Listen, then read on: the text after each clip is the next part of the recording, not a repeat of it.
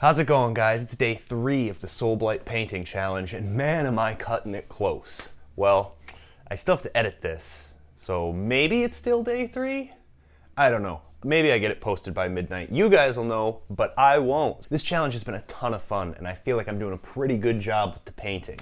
But it turns out it's pretty hard to post one video every day. I knew it was going to be hard, but man, the editing is killing me. In order to keep up with this workflow, I was up for 36 hours yesterday, painting the bats, getting that video edited and uploaded, and getting started on the BloodKnights, which is today's video. Being that sleep deprived really threw a couple of problems my way, and I struggled a little bit, but I managed to push through and I took a little nap, and this is what I was able to come up with. So let's see what I was able to do and hop into the video. So I absolutely love the artwork on the new SoulBlight's Battle Tome, and I really want to make my BloodKnights look just like this guy right here. I love the metallic red armor, so I wanted to replicate that on the BloodKnights. When you're looking at the box art for the BloodKnights, you'll see that they're painted a bright red, and then their mounts are painted a much darker red, and everything else is pretty much black.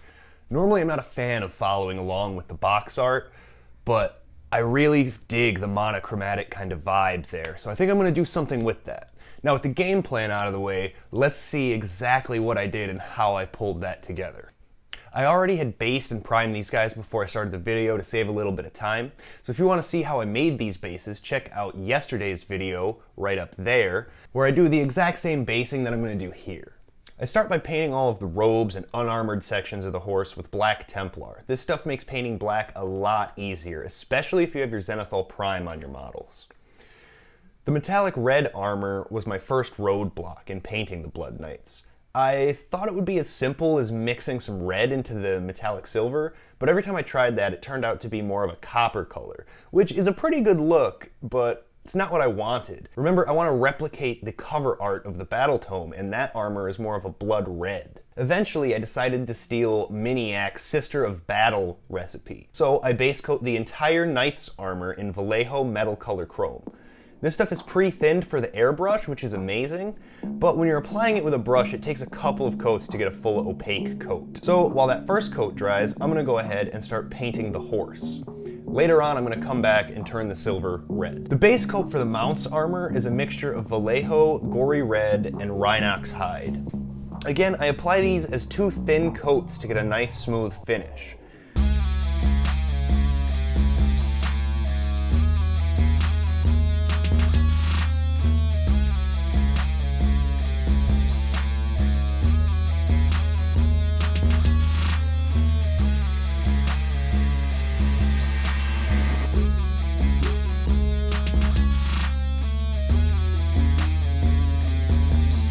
Then, once that's applied, I start highlighting the armor by glazing in some Mephiston red. Slowly adding thinned layer after thinned layer to all of the edges and any of the uppermost upward-facing surfaces, making sure to leave the deepest shadow a dark brown red.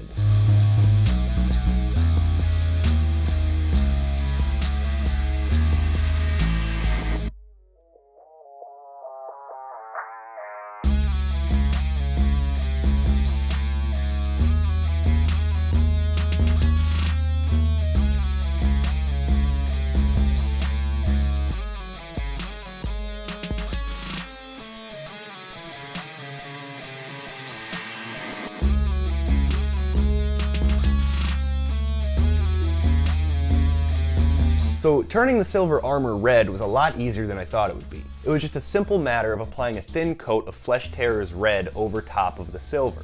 Then the gold emblem at the front of the horse gets a quick coat of Balthasar gold, and that gets highlighted with Retributor armor, which I focus on the upper surfaces of the sharpest edges. Then I do the same thing again with chrome, only being more concentrated and focusing the highlights in smaller areas. At this point, the paint job's looking pretty smooth, and if you had a ton of these guys to do and you had a game coming up, you could totally call it fine here. But I'm going to show you a couple of tricks that'll be really quick and really put a lot more into this paint job. I mixed up a black oil wash and slathered it over top of everything. If you haven't hopped on the oil bandwagon yet, I seriously urge you to do so. If Nuln Oil is a staple in your paint collection, then oil washes are going to blow your mind. Imagine never running out of wash. Imagine never spilling your GW pot and panicking. Imagine being able to erase the wash from areas where you don't want it. Tide marks and coffee staining are a thing of the past, because with just a little bit of mineral spirits, you can wipe away whatever oil you don't want. Oil washes are a lot less scarier than you might think they are if you haven't tried them out yet. Now that the wash is cleaned off, I go ahead and brighten the highlights on the horse's armor again. This isn't because the wash darkened it down. Remember, with the oil washes, I can clean off whatever I don't want. But rather, I do this because I don't take my highlights all the way up until I can see how deep my shadows are. Just something I like to do. So I went back to glazing Mephiston red onto the highlights.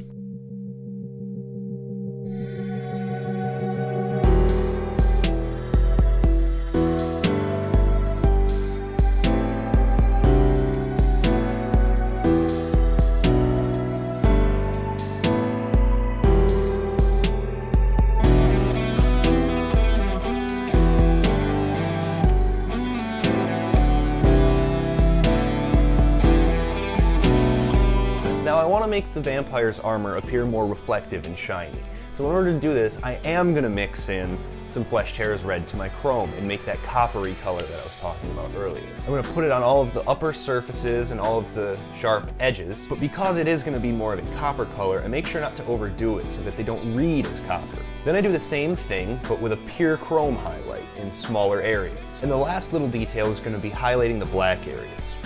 So my skeletons had this blue tint in their armor, and I really liked the way that that played with the red in the paint scheme. And I want to keep that blue as a complementing secondary color throughout the entire army. And the nice thing about black is that you can highlight it with pretty much any color. So what I'm going to do is start glazing in this turquoise ink over top of all of the wrinkles in the robes and onto all of the top parts of the muscles in the horse.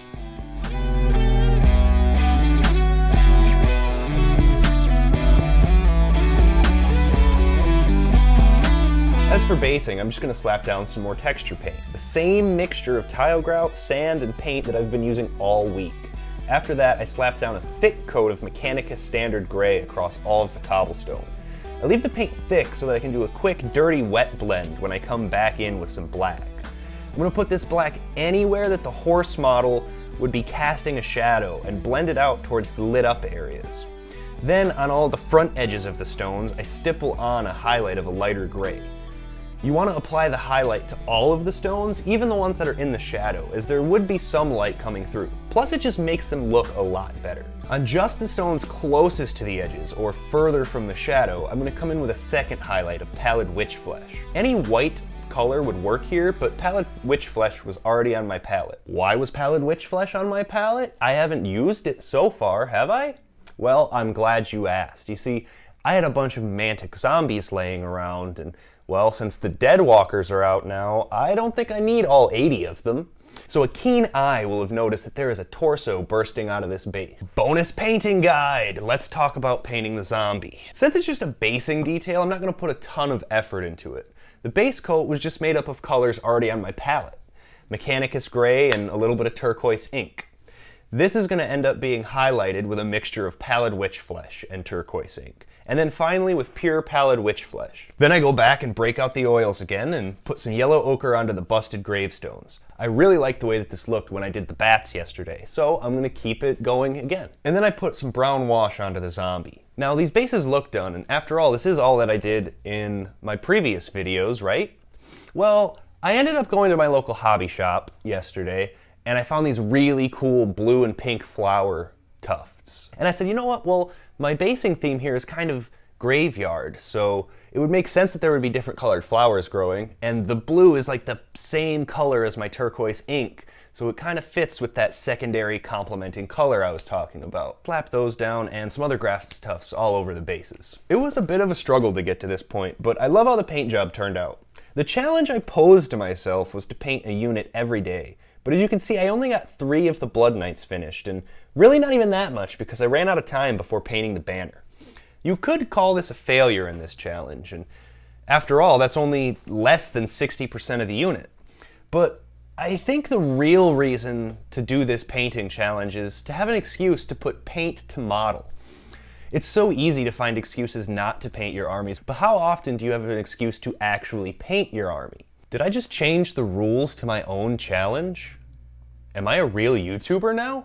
Anyway, I hope that you've been inspired and that you find a reason to paint your models. Thank you so much for watching, and I would really appreciate it if you could click the subscribe button below. Only 22% of the people that watch my videos are actually subscribed. Go ahead and click the subscribe button so that tomorrow, or I guess later today if I don't get this edited fast enough, you can be notified when I paint the new Vampire Lord model. And since this is just a single model, I'm going to be able to spend a lot of time on the basing and putting a lot of love into the miniature paint job itself.